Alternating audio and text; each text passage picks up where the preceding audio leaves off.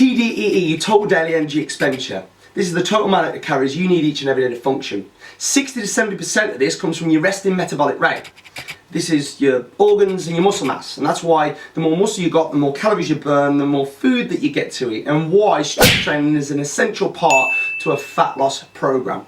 10% comes from the thermic effect of food. It actually requires calories to break down the food that you eat.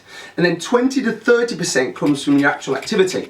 And this is the bit that you're in control of. And most people think that this just means workouts. But if workouts was this size of overall calories that are being burned, non-exercise, things like standing up at your desk or walking and fidgeting and things like this, would comprise about this much.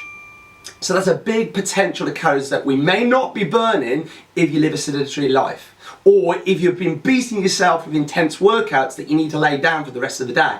That's a big chunk that wouldn't be burnt off otherwise. Now, a really neat way to get into great shape this year is to increase your non-exercise, things like walking, fidgeting, standing up at your desk, parking the furthest away from the entrance, taking the stair instead of the lift. Lots of different ways that we can implement throughout the day to get active more. The more active you are throughout the day, along with increasing your weight training, is going to increase an enzyme called LPL, lipoprotein lipase. Now, this enzyme is responsible for taking the fatty acids out of the blood, placing them into the muscle tissue where they can be oxidized. You burn the fat. So increase your activity, increase your weight training, increase LPL, you'll have a flatter belly.